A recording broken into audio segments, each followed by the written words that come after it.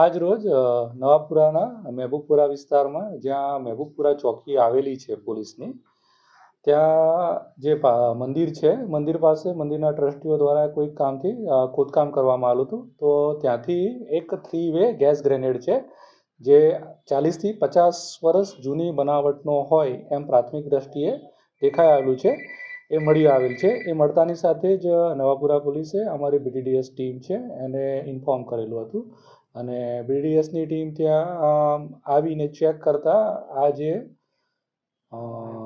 Gas grenade છે તે મૃત હાલતમાં એટલે કે ડેડ હાલતમાં છે એવું જણાવેલ હતું. એટલે આ ઓલરેડી ઇનએક્ટિવ ગ્રેનેડ છે એ ત્યાં છે. કદાચ ત્યાં કોઈક જૂની ચોકી હતી અથવા જે તે વખતે કોઈક વાર રાયોટિંગમાં કોઈક વાર ગેસ ફેંકવામાં આવેલો હોય તો ત્યાં રહી ગયું હોય અને એને કારણે અત્યારે ખોદકામ કરતાં મળી આવે છે. આપને શું ઇનપુટ મળ્યા હતા? બસ ગેસ ગ્રેનેડના જ અમને ઇનપુટ મળેલા હતા કે આ રીતે ગેસ ગ્રેનેડ મળી આવેલ છે, તો અમે તરત જ BDDSની ટીમને સંપર્ક કરેલો હતો.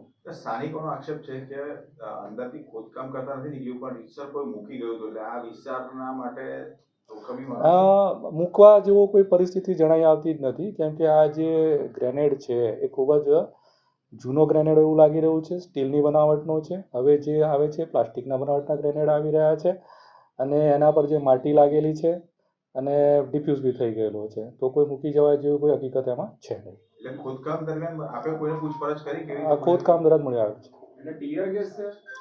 હા, ગેસ ગ્રેનેડ. આનો ઉપયોગ શું થતો હતો જે તે સમયે?